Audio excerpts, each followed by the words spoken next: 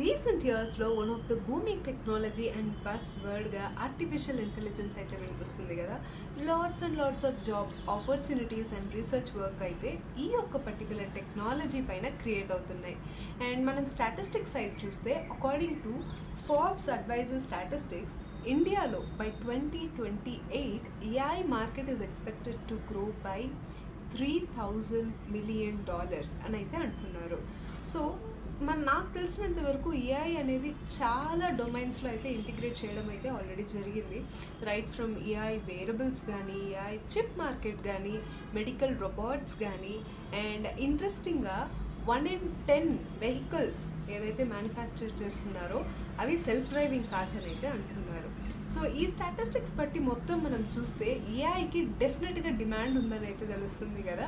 So ఈ పాయింట్లో ఎవరైతే ఏఐ కోర్స్ తీసుకోవాలనుకుంటున్నారో వాళ్ళకి ఫుల్ టైం ఎంటెక్ బెటరా లేదా ఆన్లైన్ కోర్స్ బెటరా, రెండిటి యొక్క మెరిట్స్ అండ్ డిమెరిట్స్ అయితే మాట్లాడుకుందాం.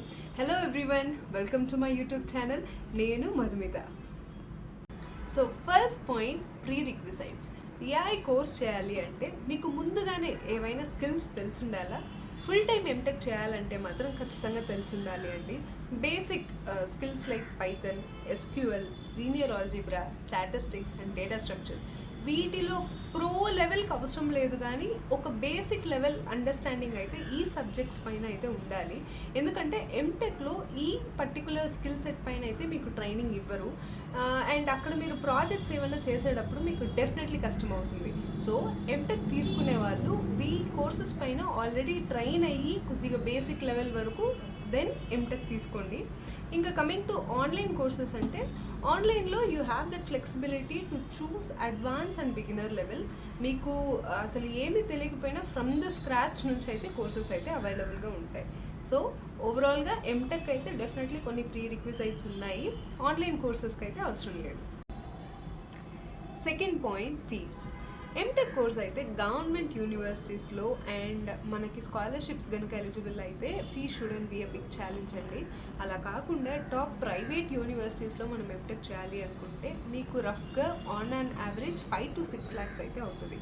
ఇంకా దీంతో పాటు మీకు అకామిడేషన్ ఛార్జెస్ అవి ఇవి కూడా యాడ్ ఆన్ అవుతాయి. కమింగ్ టు ఇంకా ఆన్లైన్కి వచ్చినట్టయితే మనకి కొన్ని ఆన్లైన్ కోర్సెస్ ఎంఎస్ డిగ్రీని ఆఫర్ చేస్తాయి. అలాంటి కోర్సెస్ అయితే సేమ్ అలాగే 5 to 6 lakhs అయితే పడుతుంది ఆ కోర్స్ కంప్లీట్ చేయడానికి. అలా కాదు, ఓన్లీ జాబ్ ఆపర్చునిటీస్ ఇస్తున్నాము విత్ కోర్స్ కంటెంట్ అన్న వాళ్ళు చాలా వేరీ అవుతాయండి. సమ్వేర్ 50K నుంచి 1 lakh వరకు అయితే కోర్సెస్ అయితే ఉంటున్నాయి. ఇంకా థర్డ్ పాయింట్ గురించి మాట్లాడుకున్నట్టయితే జాబ్ ఆపర్చునిటీస్. మనకి ఎన్ఐటీస్, ఐఐటీస్ వాళ్ళకి ఆబ్వియస్లీ ఇంకా మంచి మంచి ఆపర్చునిటీస్ అయితే వస్తాయి వాళ్ళు ఎంటెక్ చేసేసిన తర్వాత, డౌట్ లేదు. ఇంకా కమింగ్ టు టాప్ ప్రైవేట్ యూనివర్సిటీస్లో ఎలా ఉంటాయంటే ఒక 90 to 95% అందరికీ జాబ్స్ అయితే వస్తాయి. కానీ వాళ్ళు పోర్టల్స్లో చూపించినట్టు 25 LPAలు 30 LPAలు అయితే అందరికీ రావండి.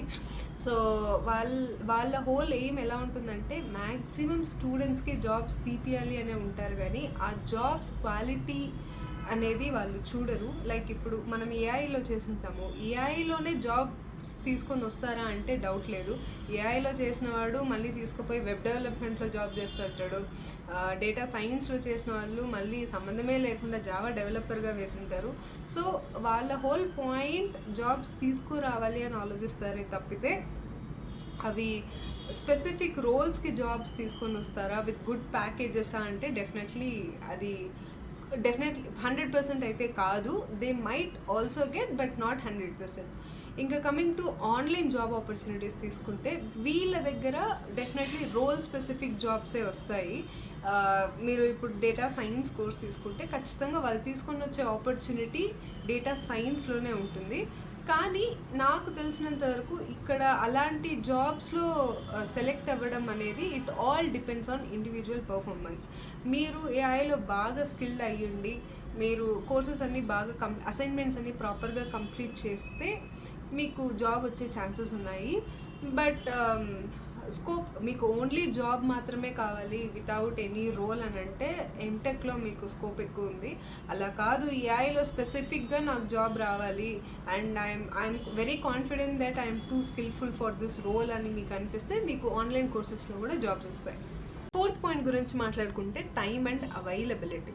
నో డౌట్ అండి, ఎంటెక్ మీరు చేయాలి అంటే ఖచ్చితంగా 1 whole year మీరు ఆఫ్లైన్ క్లాసెస్ అయితే అటెండ్ అవ్వాల్సిందే. సెకండ్ ఇయర్ నుంచి మోస్ట్ ఆఫ్ ద స్టూడెంట్స్ ఇంటర్న్షిప్స్కి వెళ్ళిపోతారు. కొంతమంది ప్లేస్మెంట్స్ ఇంట్రెస్ట్ లేని వాళ్ళు అలానే ఫుల్ టైం కంటిన్యూ చేస్తారు ఎంటెక్ని.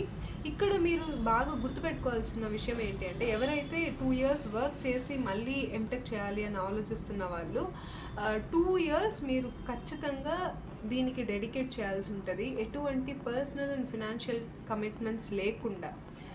మేబీ ఫినాన్షియల్గా మీకు సెకండ్ ఇయర్ నుంచి ఇంటర్న్షిప్స్ వల్ల కొద్దిగా హెల్ప్ అవ్వచ్చేమో, కానీ వర్స్ట్ కేస్లో మీరు 2 yearsకి మీ పైన ఎవరు ఫినాన్షియల్గా డిపెండెంట్గా లేరు, మీకు ఎటువంటి పర్సనల్ కమిట్మెంట్స్ లేదు అనేది ఖచ్చితంగా గుర్తుపెట్టుకోండి. ఇంకా ఆన్లైన్ కోర్సెస్లో టైమ్ అండ్ అవైలబిలిటీ గురించి మాట్లాడుకున్నట్టయితే, I personally feel online courses చేసే వాళ్ళకి చాలా డెడికేషన్ అండ్ ప్యాషన్ అయితే ఉండాలి.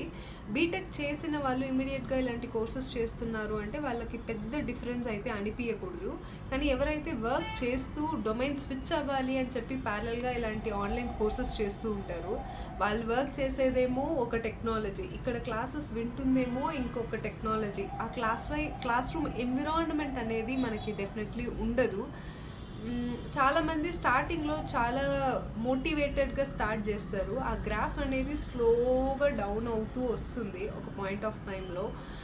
అదే ఎంటెక్ అనుకోండి, మన క్లాస్ రూమ్ ఎన్విరాన్మెంట్ ఉండడం వల్ల ఒక పక్క ఫ్రెండ్స్ ఉంటారు లేదా ప్రొఫెసర్స్ ఉంటారు, somehow they will drag us to the end అని అనిపిస్తుంది.